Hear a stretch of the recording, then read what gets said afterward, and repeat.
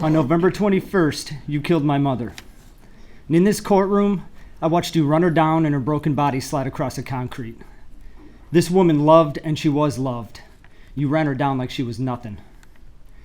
And since that day, you have shown no remorse. You'd offered no explanation for your atrocities. It offends me that you're sitting here breathing while she is not. You are a monster. You deserve contempt and death. Sadly, with no death penalty in this state, I can only hope they lock you away someplace so deep the rats chew on your fingers at night. As for me, this will never be over until the day I'm pissing on your grave. I think it would be fair to say that for your crimes, even God hates you.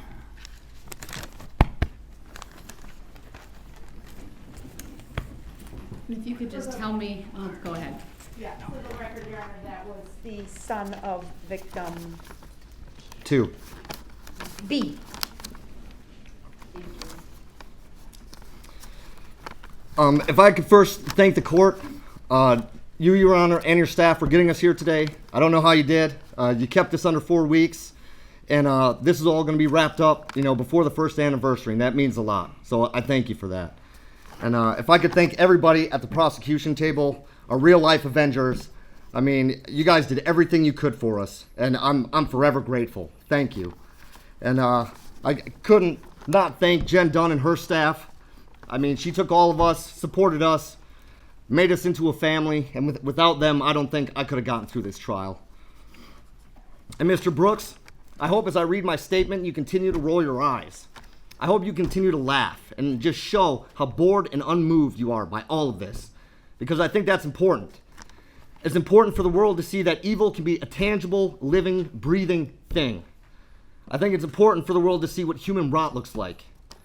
And to all the survivors, every time he puts his hand on that empty cavity where his heart should be, I hope you all smile, and I hope you take solace in the fact that today is our day.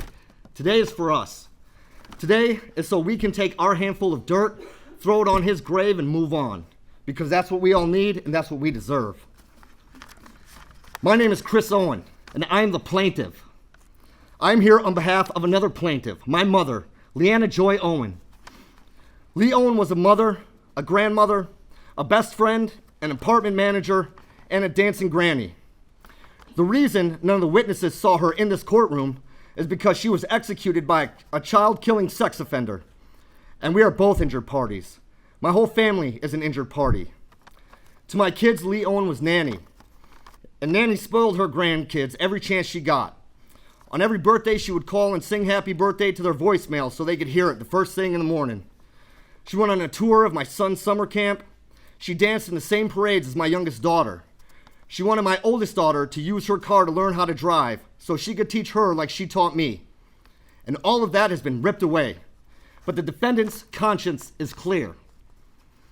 To my dad, Lee Owen was the love of his life. They met when she was 16, and he taught her how to drive. From that point on, they stayed in each other's lives.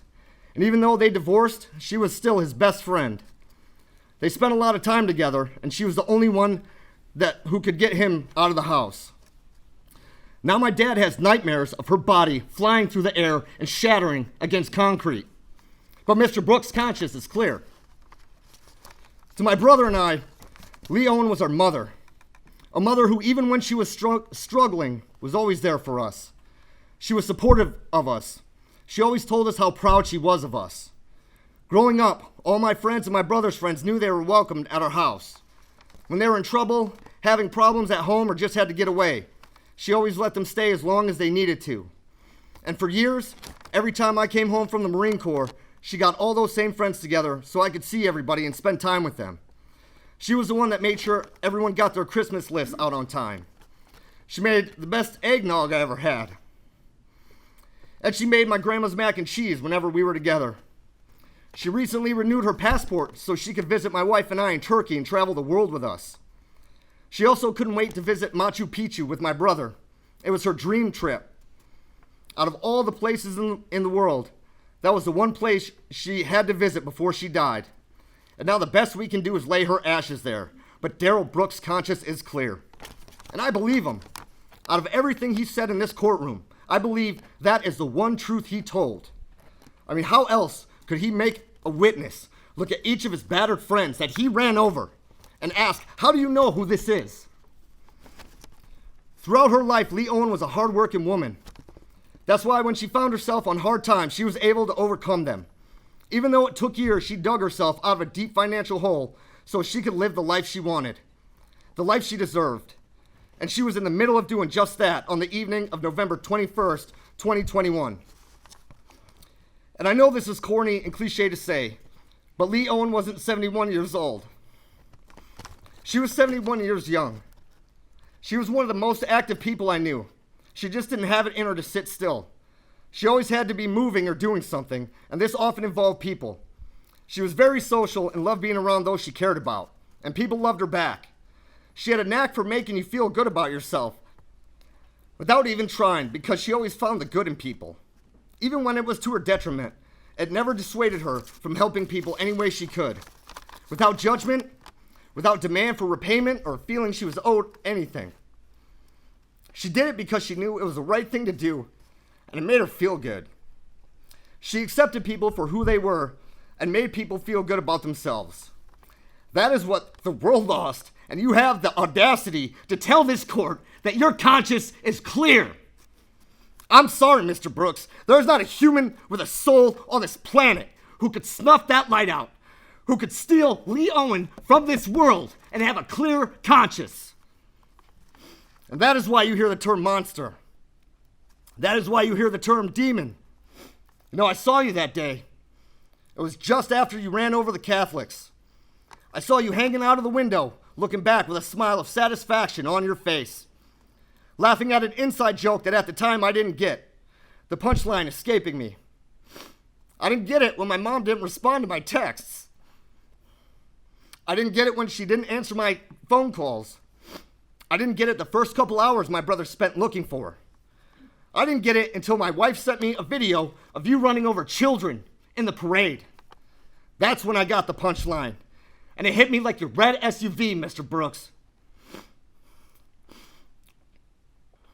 I saw a pure, unrepentant evil in your face that day, and it disgusts me that you are allowed to exist. And I know the answer to the question that everyone keeps asking. I know why you did this. You did this simply because you were not in a cage. That is what I find mind-boggling. And how dare anyone say the system failed him? The system failed every one of us whose only mistake was to bring their families in the vicinity of Mr. Brooks. That poor excuse for a man should not have been on the streets. That is the failure, period. But enough about him, because today is not about him. It's about us and what we lost. I lost my mom, Lee Owen. And I wasn't always a good son. I could be selfish sometimes. I could be mean. But no matter how angry or standoffish I got, she would bend over backwards for me, even when I didn't deserve it. And now I can never tell her I'm sorry. I can never tell her I should have been more grateful. I can never tell her how much I need her in my life. Yeah, shake your head. Shake your head. You know, because that is what you took from me. And there's nothing this court can do that would provide justice in my eyes. So all I ask is that you rot, and you rot slow.